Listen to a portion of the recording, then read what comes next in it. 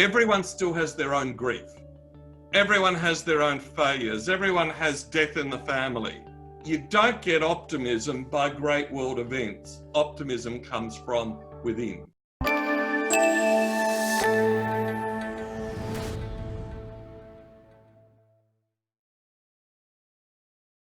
Thanks for attending tonight's PDF webinar. So my name is Patrick. I'll be moderating tonight's session. And the topic for tonight is the why and how of optimism. But before we start, just want to give a quick introduction to PDF for those that might not know us.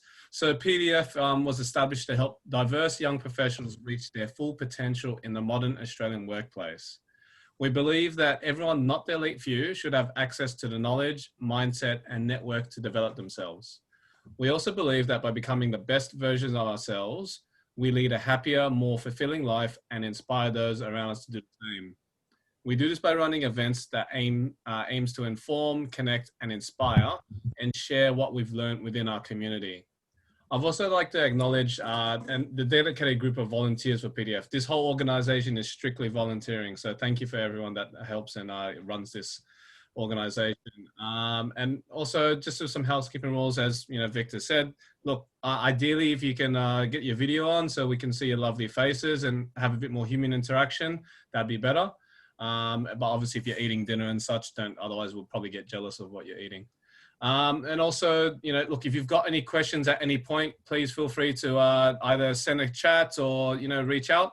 And I think Victor said that he's very open to, if you've got something that you want to raise, feel free to raise it live as well. Okay, cool. So with Victor, he is the founder and chief optimism officer of the Center of Optimism and the founder of the Leadership Project. So, prior to this, he was doing a lot of variety of different things. So, barrister, mediator, arbitrator, and also was part of the Australian G20 Presidency, focused on the G20 finance ministers and central bank governors meeting.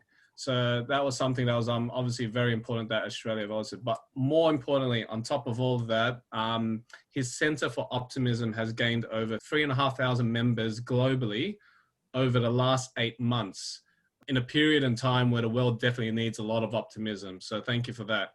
So before he says anything else, we would like to run a quick poll. And Frankie, I think you've got it ready for us. But essentially, what makes you optimistic?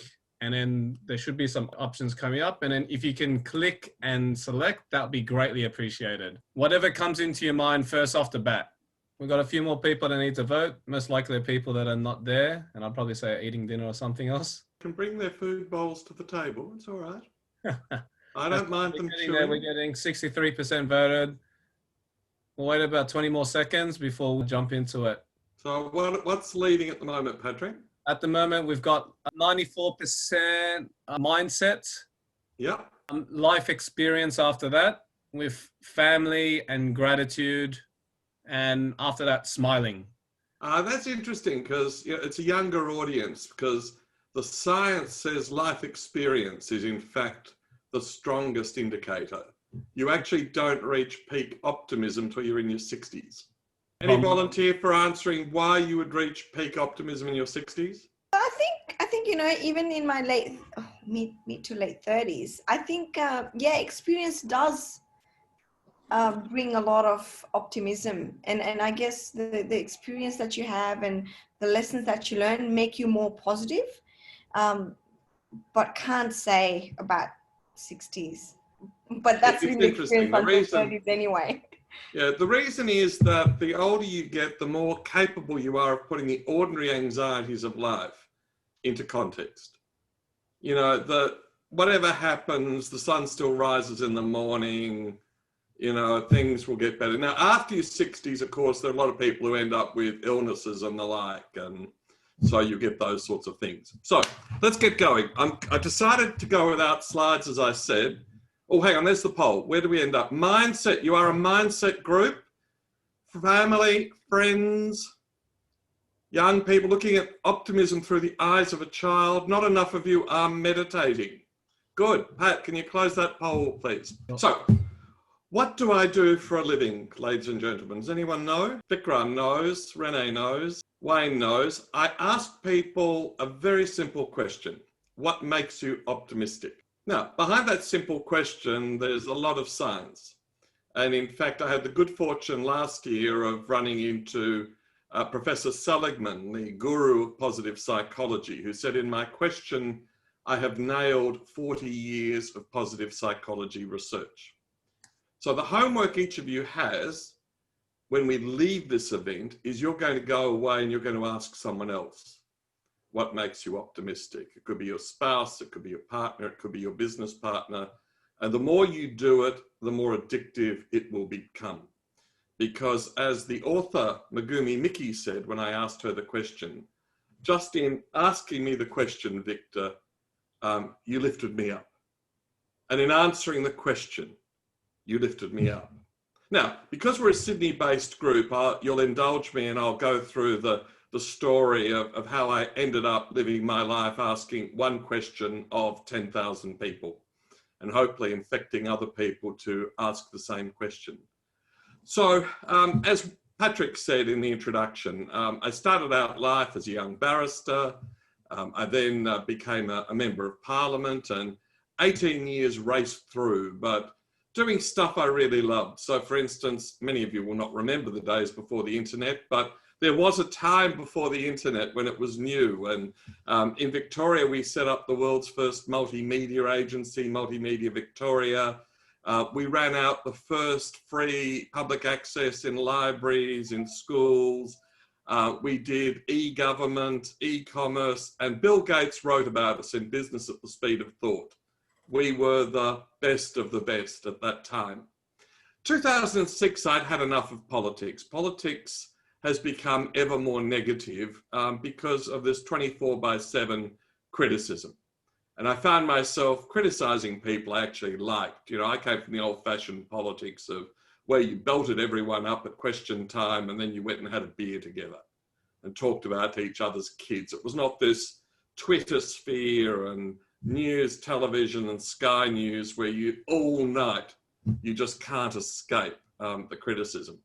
Anyway, good fortune occurred. I went off and started my own entrepreneurial regulatory affairs business. And then out of the blue, the Labor Party, the Premier and I used to spit at each other across the table. You know how men spit, you know, when they shout at each other. But he took me to lunch and said, look, I really would like you to be our commissioner to the Americas. So foreign direct investment and export promotion across North and South America. So a bit of a dream job, really, living in San Francisco, office on Madison Avenue. I opened an office in Washington. I had an office in Chicago. Well, there's a downside to everything. And of course, we opened offices in South America as well. And everywhere I went, there was this positive stereotype of Australians. The chairman of Caterpillar said to me, you Aussies remind me of the Americans of 100 years ago. Nothing is impossible. The Secretary General of the Rio Olympics said to me, all I want is Olympic Games as good as Sydney, a legacy as good as Melbourne 56. When I visited the offices of Eli Lilly, you know, to promote more human trials on new drugs, the catering manager was so excited. She baked lamingtons and party pies. First time a lamington had ever been baked in Indianapolis and served it on the silver service they used for the British royal family. So it was just that excitement. And then we had a project to sell the Australian financial services message to 100 major American financial services companies. And we were given 2 years to do it at CEO or chair level. We took 9 months. Because every time my EA or one of my team rang and said, we want to come and talk about the Australian story, bang, we're in the door. After that, I had an even more extraordinary experience, which was senior advisor to the Australian G20 presidency. So working at that super elite level of presidents, prime ministers, finance ministers, central bank governors, it was exactly the same, right? There's complete trust in us. And you know, I had to look after the Russian finance minister 2 weeks after they'd blown up the plane over Ukraine. And he looked at me and he said, look, I'll never die wondering what you think, Victor, but that's a good thing. So I then came back to Melbourne for personal reasons and was astonished by the negativity.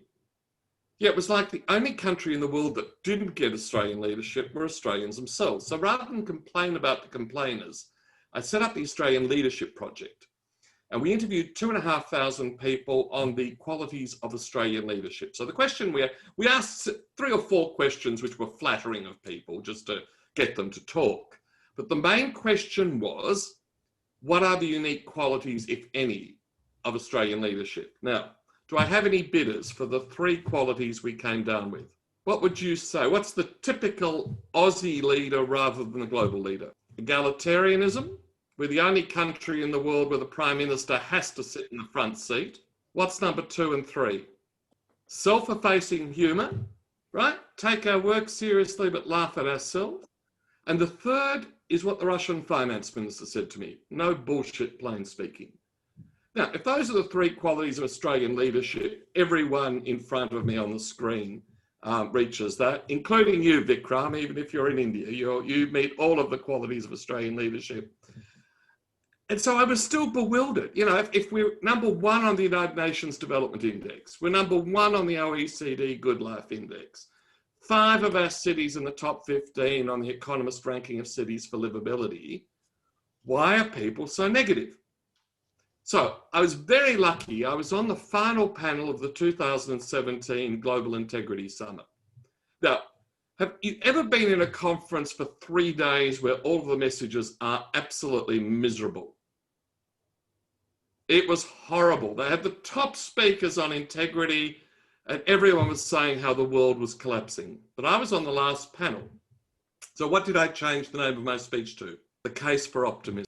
And after 3 days of misery, the room resonated. 600 people, it just electrified the room. And Helen Clark, who was then the head of the United Nations Development Program, the former New Zealand Prime Minister, said, Victor, turn that into a book and I will endorse it. And that was the genesis of the Centre for Optimism, which formed in January of this year and now has 3,500 members in 56 countries, including the heads of psychology of some of the most elite universities in the world. So, why should you be optimistic?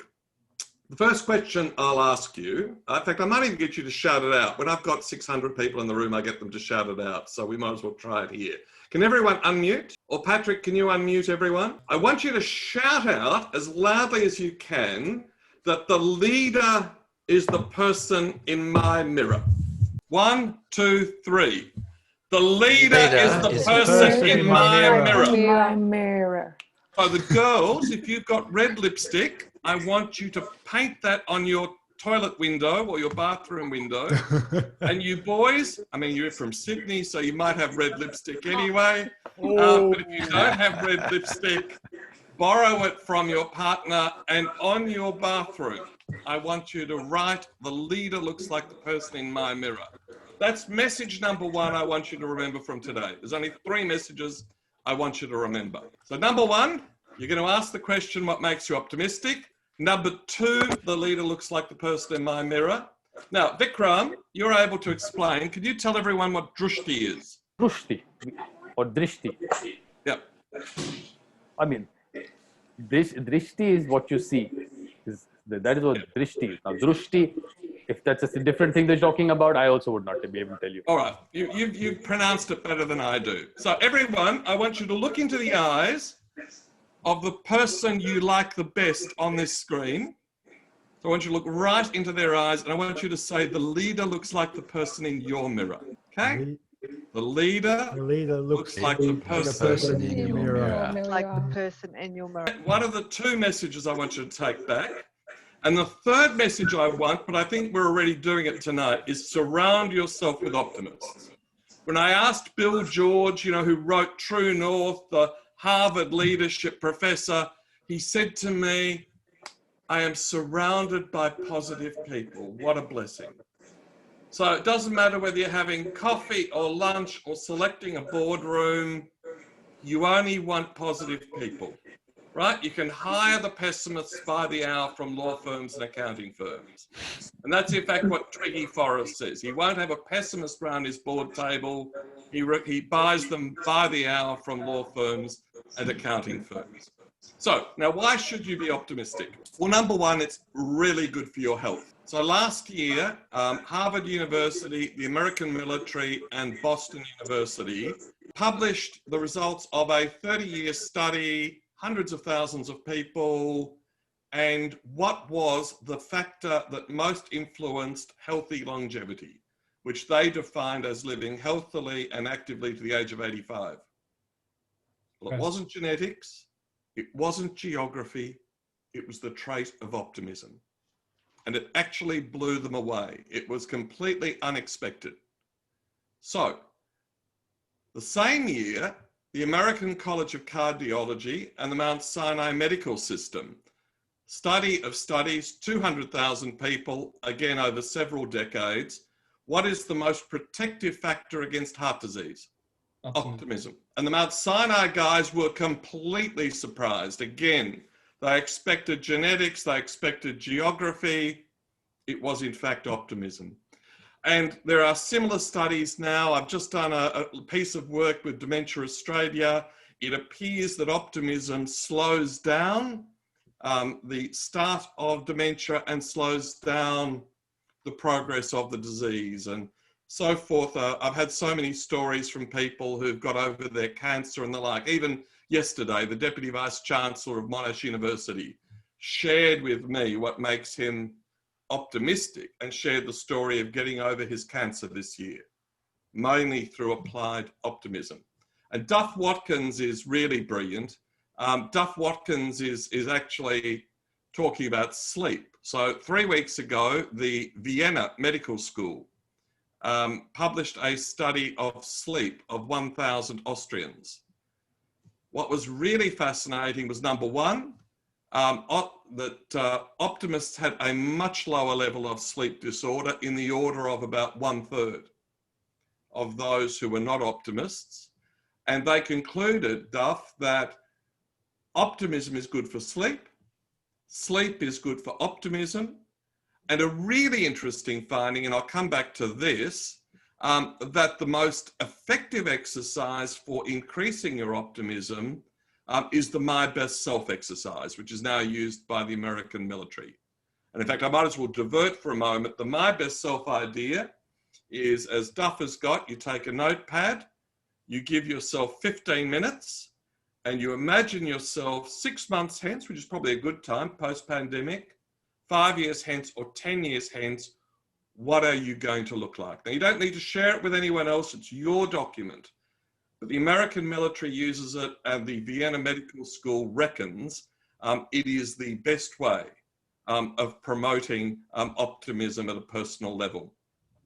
And then to round off the health aspects of optimism, there was a study by Michigan University, in fact, 2 studies by Michigan University, on the effect of having a healthy, an optimistic spouse. And you will be pleased to hear that even if you're pessimistic yourself, that if you have an optimistic spouse, it gives you many of the same protective factors as being optimistic yourself. So the trick is, for those of you who are single, I could come along to your first date, but you can probably remember to do it yourself. Ask them about optimism, just softly, and just say, are you an optimistic person and what makes you optimistic? But if they're not optimistic, I think you dump them after the first date. Now, if you've already got a partner and they are a pessimist, there are 2 solutions. And I'm hoping that you're going to work on improving their optimism after we've gone through the habits of an optimist tonight. So then to leadership. So how did I come to the leadership side? I actually had the benefit of the advice of Dominic Barton, who was then the head of McKinsey. And Dominic said to me, look, you can have 50, 60, 70 characteristics of leadership. You know, it depends on what book someone's just read. But he said, every effective leader I've ever met is infectiously optimistic. So that is not the rah-rah guy at the front holding up their hands and making the great speech. It's the person who can unlock the optimism in the team. And what's the question I'm advocating that you ask the members in your team, including the cleaner, including the guys driving the trucks? What makes you optimistic? It's not what you, the leader, makes optimistic. I had a guy from Singapore. The poor devil was sitting next to me at a cafe in Circular Quay, and if I'm on my own and someone else is on their own, they always have to talk to me. And he was complaining that every Monday he gives the rah-rah speech to his sales team, and by Monday afternoon it's worn off. And I said to him, have you ever asked them what makes them optimistic? He looked at me I said, just try it. Well, he now does it on a monthly basis. It's his new sales secret. It's the optimism of the team, not the optimism of the boss that counts. And what's interesting is I'd done an interview with Jeremy Johnson, who was the head of the Australian Chamber of Commerce, a very effective Australian leader. Funny enough, he'd used almost the same words as Dominic Barton, but a couple of years earlier in an interview I'd done with him. Iger, who's just retired as the head of Disney, who's restored the fortunes of Disney, has published his book on leadership, 10 Factors of Leadership. What's the number one factor? Infectious optimism. What does Korn Ferry have in its research papers as one of the 3 traits of the effective leader? Infectious optimism. So as a leader, it is a really, really powerful tool, but it's not used by doing a speech like Bill Gates or Penker or the like, say we should all be optimistic because we've halved the malaria death rate this decade. Everyone still has their own grief. Everyone has their own failures. Everyone has death in the family, right? You don't get optimism by great world events. Optimism comes from within. Now, optimism is central to strategy, right? It doesn't matter what strategy you write, the strategy has to have optimism at its core. So when you are leading a strategy process, make sure that the consultants you are using who are doing your scenario planning do optimistic scenarios, realistic and optimistic scenarios, rather than the contemporary practice of negativity. Yeah, we're all going to sink under 8 feet of water because of global warming. So what's the point of having a strategy? It's unbelievable what the big 4 are producing in strategy scenarios. Strategy is innately optimistic. And we did a global study 3 months ago now, 400 optimism practitioners over 22 countries. 90% of them said that optimism should be at the core of strategy. 60% of them thought they had worked in an optimistic strategy process. Fundamental question and opportunity for each of you. Only 20% of their firms measured optimism in the workforce, in the stakeholders, in the customers. So there's a real opportunity when you think about that. Today I was working with John Hagel, the head of the Deloitte Centre for the Edge in Silicon Valley. The lovely thing was he was the first person to volunteer to join my advisory board, the guru from Silicon Valley. He would say, as would most experts in innovation, that optimism and innovation just walk hand in hand. It's almost impossible for the pessimist to be an innovator. It's almost impossible for the chairman of the Risk and Audit Committee to be an innovator, because they become ground down in what went wrong. You know, Dyson claims he had 5,000 models of the vacuum before he had his successful commercial model. Edison, thousands of experiments, but only 3 successful products that came out of the research, and you can name others. Innovation and optimism march hand in hand. So when you're recruiting people for your firm, too many Australian firms say, are you innovative? Give me examples of your innovation. No, the fundamental is optimism. You've got to interview people for optimism and recruit them for their optimism rather than for their bland words on innovation. Resilience, I mean, every firm in the world now is talking about resilience. Resilience is underpinned again by optimism. And the best person on this is Jane Burns, who ran the Young and Well CRC and was recently a professor at the University of Sydney. Jane says, and I haven't got the quote in front of me because I'm looking at you directly, but essentially Jane says, look, you can talk about resilience, you can talk about tenacity, but when it comes down to the crunch that you want to give up, it's optimism that pulls you through, right? You can't be resilient unless you believe in a better future. If you think the future is going to be worse, you collapse. And in fact, that's what the scientific evidence shows. And then oftentimes, and in fact, in that first speech I made at the Global Integrity Summit, I had a whole lot of people come up to me and say, oh my God, I do feel optimistic, but at the board meeting, everyone goes, you're a shithead, right? You don't know anything. You know, you're so unrealistic. Now, who knows what ResMed is? Go on, Basha. Yes, they make equipments for sleep diseases, like, to help with sleep. Well, that's the equipment they make. What do they really do? They help people. They save marriages. They are the biggest marriage counselling organisation in the world. The boys and girls who snore lose their spouses. And Mick Farrell, so this is a company that started with $1 million in Australia. I think they're now worth 27 billion, right? Mick Farrell says optimism is realism, right? It's got to be underpinned by a good strategy, a good business plan, a good oh shit plan, right? But you can't run the best medical devices company in the world unless you're an optimist. So look, I could keep going. I mean, there's lots more for the why of optimism, and I've written 2 books on it. And as I said, I've got a 120-page PowerPoint, which would have bored you silly because that would have taken us till 9 o'clock. Let me take you through the how. And we're currently building a new product called The Habits of an Optimist. It's going to be a free online course for the world. And I will take you just through a few of the habits. And here's where you can interrupt me, because this, we don't want to go too long with me talking and you not interrupting me and asking questions. What do you think the number 1 habit is? Smiling. That's it, Pat. It's smiling, right? The first habit of the optimist is smiling. Smile when you get up in the morning. Sometimes it's hard, but smile. Patrick, you've got how old is your baby now? 9 months. Mm-hmm. The kid, in fact, today in the conversation, a professor wrote the story of kids learn optimism from their parents. The number 1 trick is to smile. And just remember it. Keep that, look at yourself in the camera now. Who doesn't have their lips slightly curled up? And it's not a big effort, but you need to remember it. And smile at strangers. I mean, Melbourne, we can't smile at strangers because all of us, we can only smile with our eyes now. We can't smile with our mouths. But there's a lot of scientific evidence that meets the common sense. You walk past a stranger in the street, smile at them and say, "G'day." It makes both of you feel better. Now, the second habit of an optimist is closely related. That's laugh like an optimist, right?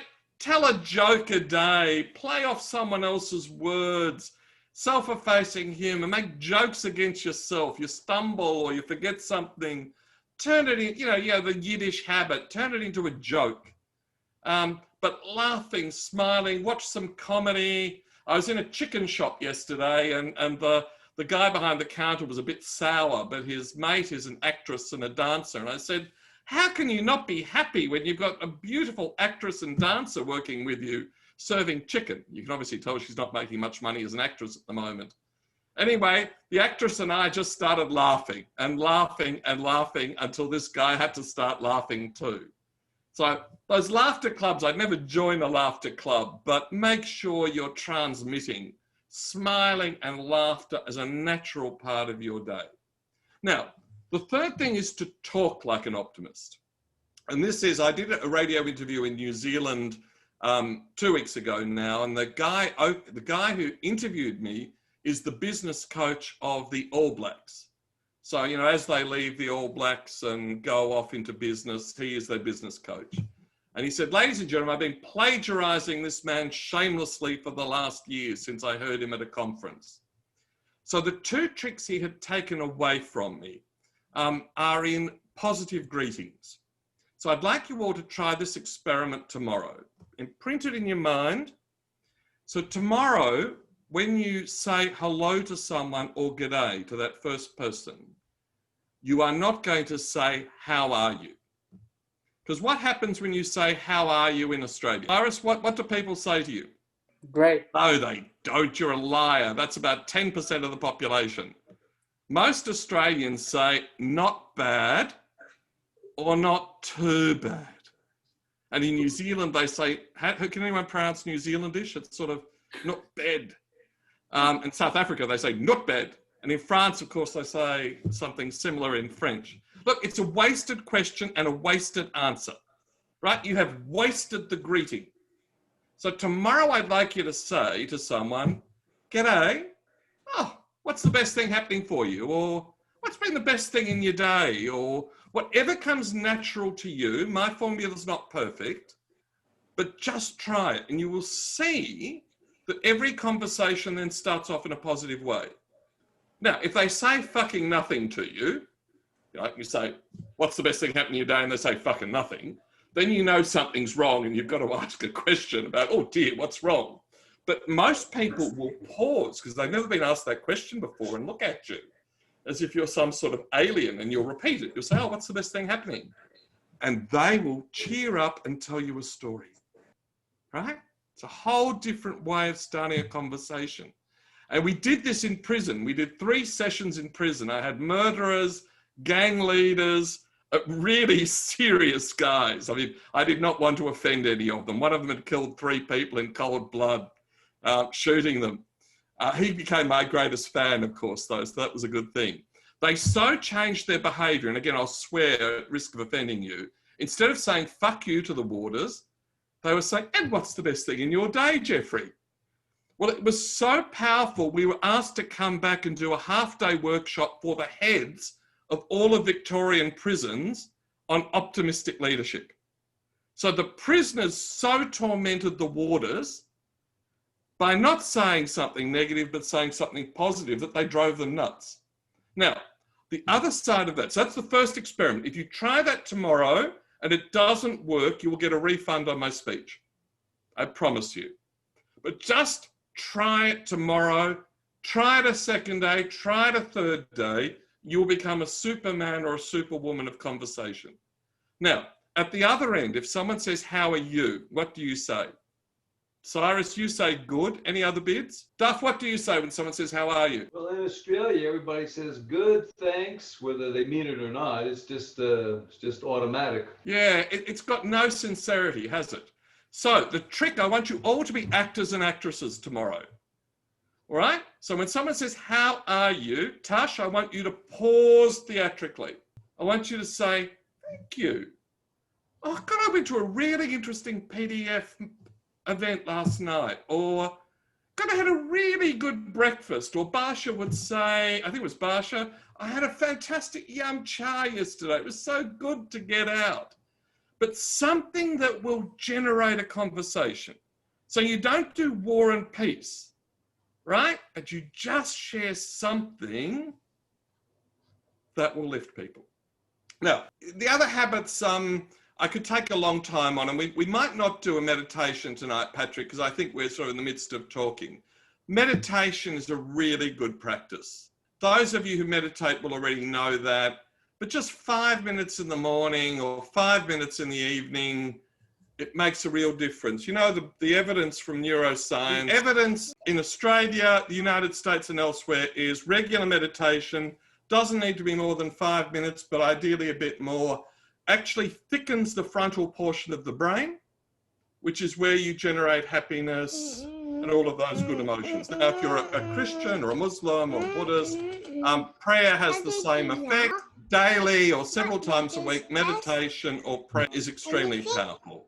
Yoga is a really, again, effective tool for, again, developing that body balance that helps to support that development of the frontal portion of the brain. Gratitude, you've probably had sessions. If Renee's spoken here, gratitude is a very powerful underpinning of optimism.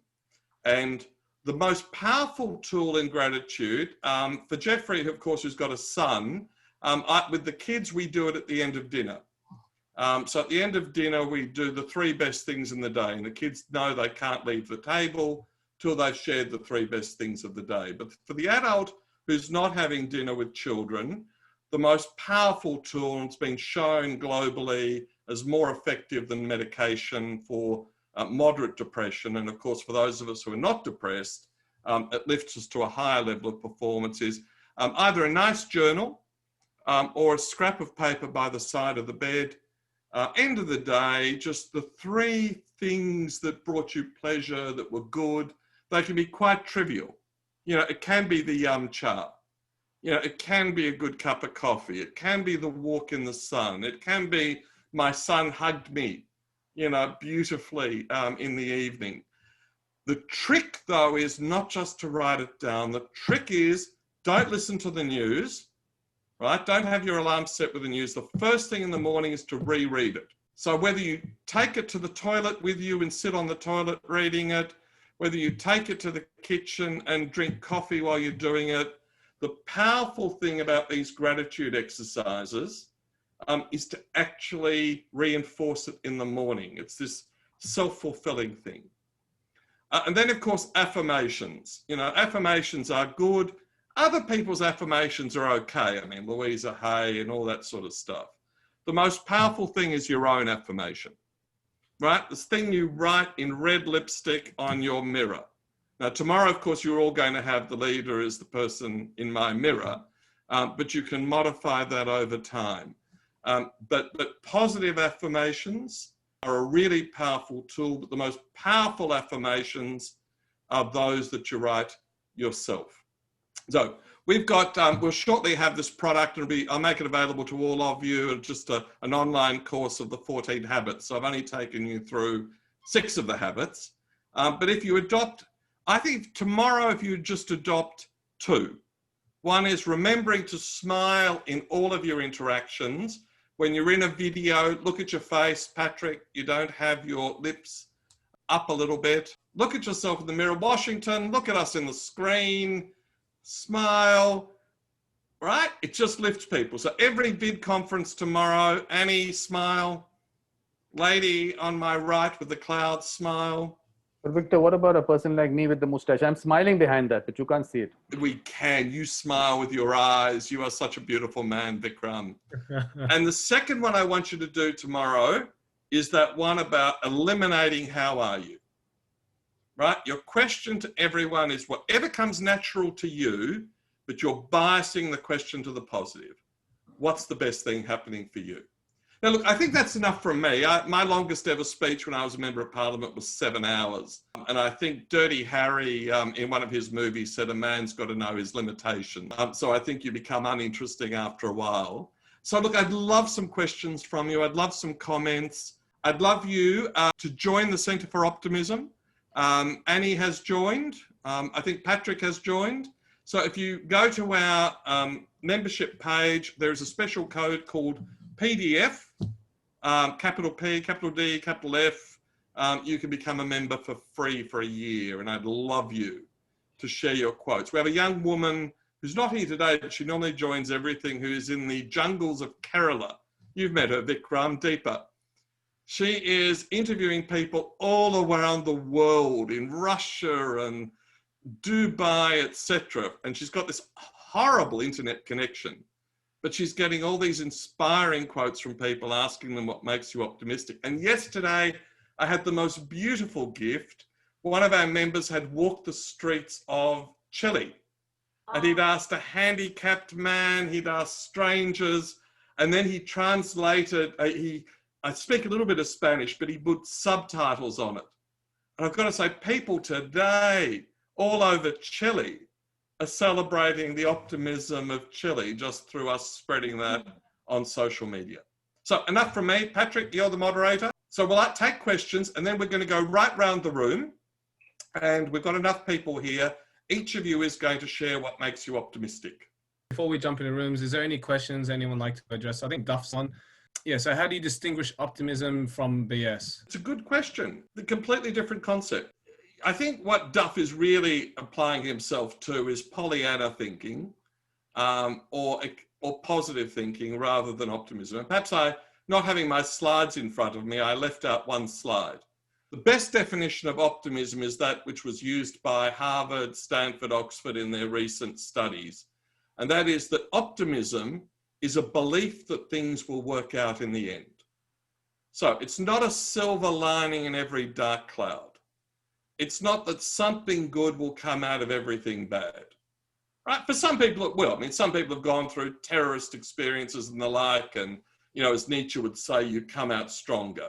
But the true definition of optimism is a belief that things will work out in the end. And some people add to that this really beautiful addition, which is if it hasn't worked out, it's not the end. Yeah. And there's a wonderful mystic Mother Julian of Norwich, and for the ladies, hers is the oldest surviving book in English by a woman. And she lived in the 13th century through the Black Death, through all of the persecutions, and she lived in this little cell in Norwich, and she wrote this wonderful book, but the phrase that everyone remembers is, all shall be well, all shall be well, all manner of things shall be well. And I reckon from the 13th century, Duff, that's the same piece of advice that comes to us. So Australians are great BS distinguishers. I think one of the great things about the Aussie is their ability to see through bullshit, right? And that's why we admire no bullshit, plain speaking, right? But I think there's a vast distinction. In fact, there's a really interesting, the more interesting question, Duff, is optimism and pessimism opposite ends of the same scale, or are they in fact completely different traits? Renee, do you know? I always think it goes sort of pessimistic, realistic, and then into optimism. But I think you're not always, pessimism isn't always intentional. It can be a subconscious thing, and you might not be aware of what to be optimistic about. But I sort of see, yeah, it's, you know, the typical glass half full, glass half empty. But for me, it's accessible to, optimism's accessible to anyone. That's what excites me. It's within us. And I think that's key. Yeah. Oh, beautifully put. Beautifully put. Any other questions? A question, Victor. So you've been, Chief Optimism Officer for a bit over a year. What have you seen as a change in what you're doing, and how the motivation for you to become that, to who you're now, and what's been, what are you seeing? People ask me what makes me optimistic. So, a year ago, I had this 2-page explanation in my book that went back 3 generations in my family. Today, I can honestly say every morning I rise at 5, and in my in-tray, there is new stuff, right? Whether it's the Vice Chancellor of Monash University, or whether it's a guy in Chile who's been talking to street people. So it's become extraordinarily infectious. The other day I did an interview with the Mayor of Melbourne. I had 2 people ring me who just recently quit their jobs, and they said, look, we just want to become a part of the Centre for Optimism. We're there. So over the time, we've become increasingly infectious. John Hagel, who was my first board member, he is one of my favourite thinkers. His book, The Power of Pull, which was written in 2010, is I'm a Christian, so the Bible's my Bible, but he's my number 2 Bible. This notion in this world that is full of messaging, how do you draw people towards you? And so, because some of the stuff I'm doing is completely new to most people. In Australia, in your MBA, you didn't study optimism. No. In Australia, in your economics degree, you didn't study optimism. But so I've had Deakin University get me to come and do a workshop for their entire workforce. They catered for 100. We had 300 people in the room. The Bendigo Invention and Innovation Festival asked me to help them out. Well, then the city of Bendigo said, would you come and join us? In Bendigo now, we've got a campaign called the Voices of Optimism. We've just had a video from the Deputy Prime Minister, from the Leader of the Opposition, from Tanya Plibersek. None of the 3 have ever given quotes on optimism before. And at the other end, we've got, 5-year-old children sharing their stuff. I'm doing a project in Shepparton called the Nelson Mandela Youth Leadership Summit. And it's originally it was for refugee and migrant kids. And today, one of the graduates of their program sent me his video from Singapore. So he came as a 16-year-old refugee from Zambia, and he's now got 6 companies and he's living the dream. And he said, look, I just want to send this message back to the kids of Shepparton.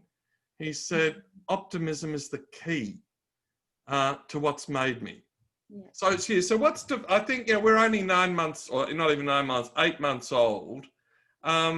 Today I actually tapped the mat because I'm good at speaking, I'm good at writing, I'm good at generating content, I'm good at inspiring. But I actually said to the advisory board today, look, you guys have got to take over all the business functions from me, right? I'm not getting it done. I can't get it done.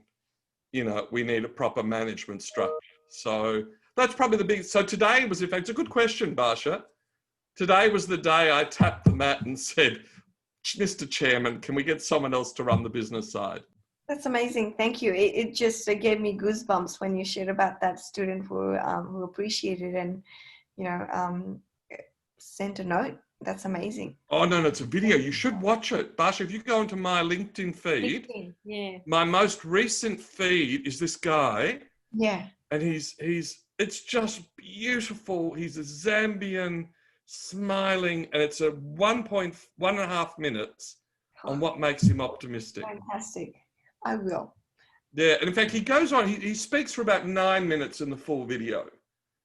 And it's just, and I get this all the time. So I'm getting this, I'm personally reinforced, but the trick is it's in asking the person. So Barsha, if you start, so tomorrow, if you go out and ask someone you admire, what makes you optimistic, capture it on the art, give them notice, don't do it by surprise.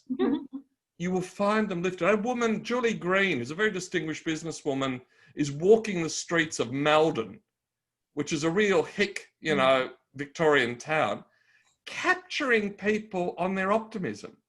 Yeah. The other day I did one for the Rambam Foundation, which is a Jewish hospital in Israel. And, you know, when I said, what makes you optimistic? What, you know, some were talking about their grandparents surviving Auschwitz. Some people were like you, Jeffrey, you know, optimism through the eyes of a small child. And you know, Barsha, in India, and Vikram, you'd be familiar with this. I've interviewed women digging ditches, you know, in the back streets. And, you know, their English isn't fantastic, so I've had to use an interpreter. But you say what makes you optimistic, they just light up, and it's God or family, or it's a light up thing. So Barsha, if you do it, you will become addicted, but it's a very nice addiction. Yeah, I'm up for it. Thank you. And share it. We're cancelling breakout because it's already 5 to 8. So we're going to go around the room according to my algorithm. So Frankie, it is time to come off mute and to tell us what makes you optimistic. What makes me optimistic? Okay, I can say that my wife that always gives the positive voice every day. Wife who's a positive voice. Wonderful. Yeah. Patrick, what makes you optimistic? Yeah, it's the mindset. You know, I mean, there's no point being negative about things, and you know, obviously, if you give yourself the best chance to, you know, think the best in people and such, then it can only help. There's no point wasting energy on negativity, right? Duff, what makes you optimistic? I have this cassette it's a self-hypnosis cassette, and it's old because it's a cassette, and I've been listening to it off and on for years. And there is a phrase in there that I repeat. It's like a mantra now. When I first heard it, I thought, oh, bullshit.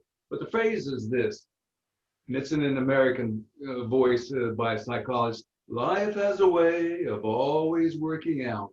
And I will repeat that to, now, I don't even. That sounds like Forrest Gump. It just happens sometimes. Life has a way of always working out. And I think of that both consciously and unconsciously, and I find that it helps immensely. I've got to record 3 meditations for a very large organization on the weekend. So Duff, you may have given me one of my 3 mantras. It works. Washington. Hi, how are you? Good. What makes you optimistic? Being alive, just being alive. That's all. Yeah. That all is needed to be there. Seriously. When we did our big survey, several thousand people, a lot of people said life. Yeah. Or Lahayam. Yeah. Julie. Seriously, like, you know, being alive, that's all it matters, man. Like, you know, like life comes and go. Good things happen, bad things happens, but it's just like, you know, you're the one empowered to make it yourself. You can be sad or you can be happy. It's your choice. So, exactly. You know, being alive is the greatest thing, to be honest. Julie. What makes me optimistic is more about smiling and laughing, because that feeling just makes me instantly optimistic. I love your smile too. Tash.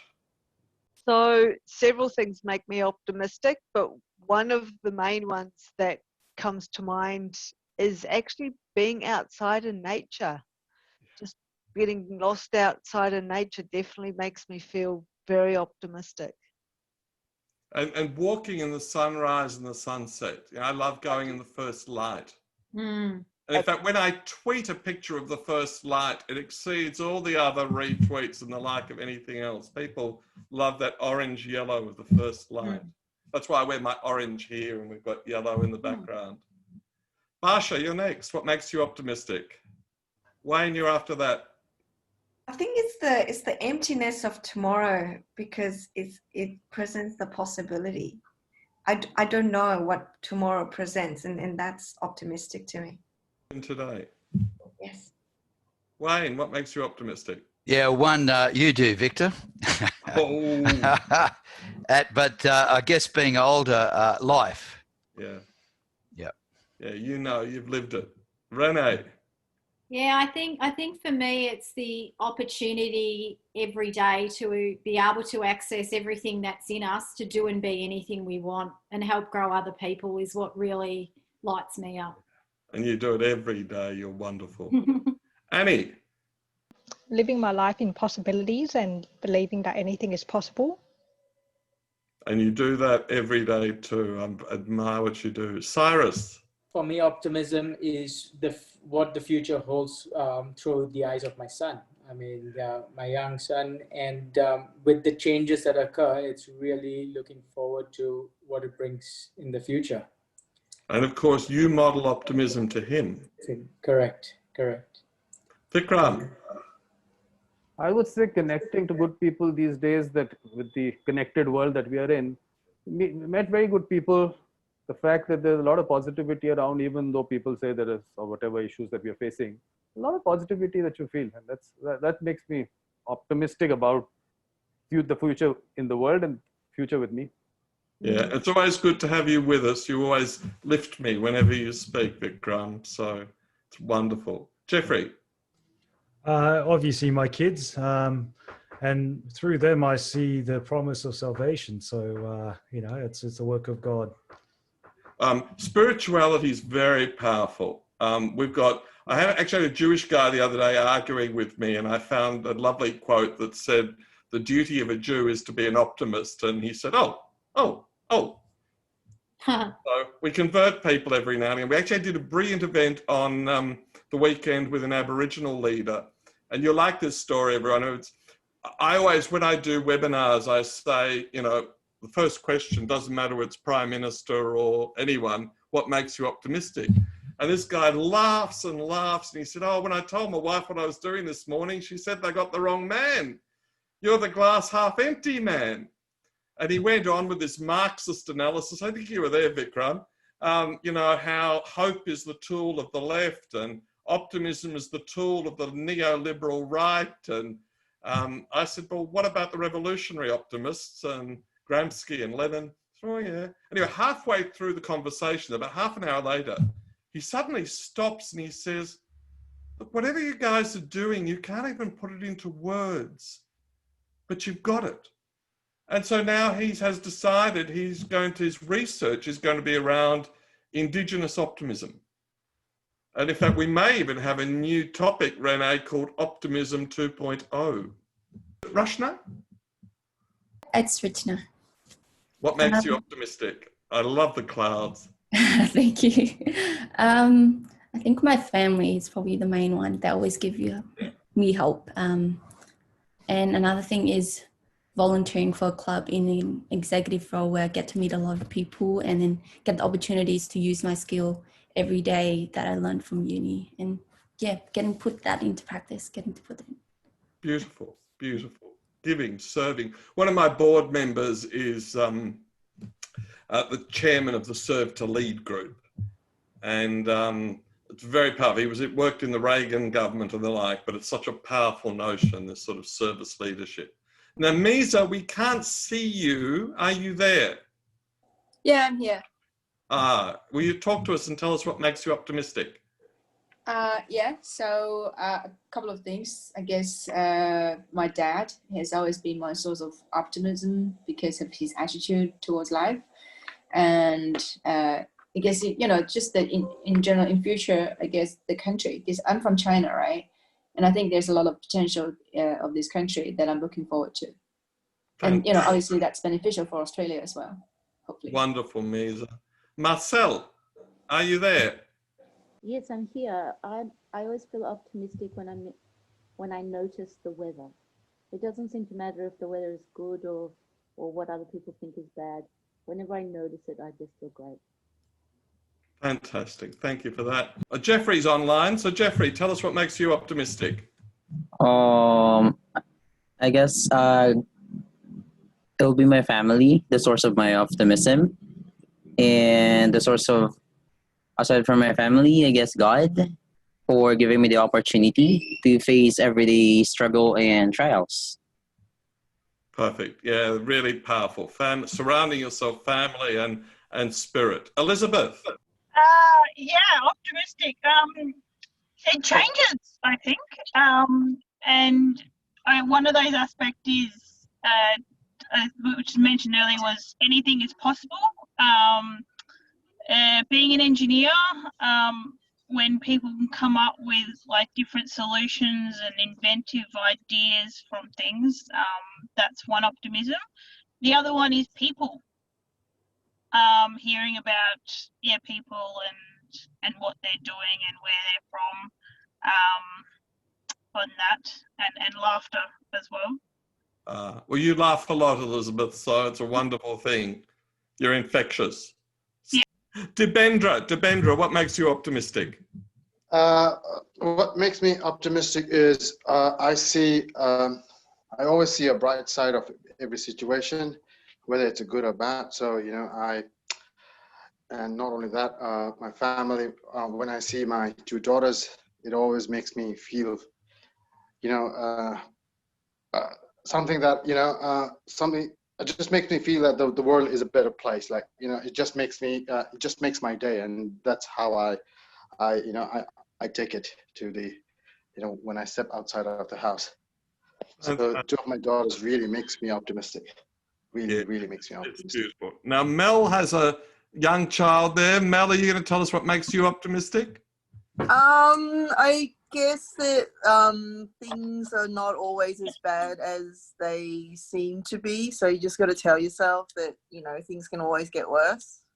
I used to be one of those lawyers that you hire for pessimism by the hour, but I think Jeffrey will probably tell you I'm one of the more optimistic type lawyers, because I don't know, you're just going to get really depressed. You're not. Things are worse. You're not a real lawyer, Mel. You actually get things done. Now, Patrick's giving me the wind-up signal. So, in fact, there's one thing we'll do when we come back. Pat, if I can come back for another 15-minute session, the next thing I want to talk to you about is, are you a but or an and person in a meeting? So, that sort of people you really hate at a meeting when you've got a fantastic presentation to make, and they are leaning forward to do the but. Do you find yourself doing that? So in Australia, we have raised critical thinking to higher than the Bible. To be a critical thinker here is to be a god, but nobody talks about appreciative inquiry. So Pat and Annie, I'd love you to think about having Glenn Lane from Boston one day to talk to you about appreciative inquiry. So that instead of being the but person, which, as Mel says, a lot of lawyers are but people, are you the and person? So I will hand back to Patrick. Thank you for indulging me and letting me spend time with you to increase my own well of optimism by hearing from each of you. Just gorgeous. Every one of you has nailed what it is to be optimist, and I am so grateful to each and every one of you. And thank you, Victor. We really appreciate your time, and really, really good. There's a lot of things I think all of us can take away from it, and the beauty of it, they're very simple things, but they've got quite a bit of power behind it. So thank you for that. Also, look, thanks for everyone for attending. I hope you guys found our session, I guess, insightful and helpful. Please, look, we do have more upcoming events, so please visit us on our Facebook, our LinkedIn, subscribe to our mailing list, and our website too, professionaldevelopmentforum.org. And then we've got a next topic, which will be next week on Thursday, which is how to become an exceptional writer. So once again, thanks for everyone for attending, and yeah, take care and have a good evening. Thank you for that.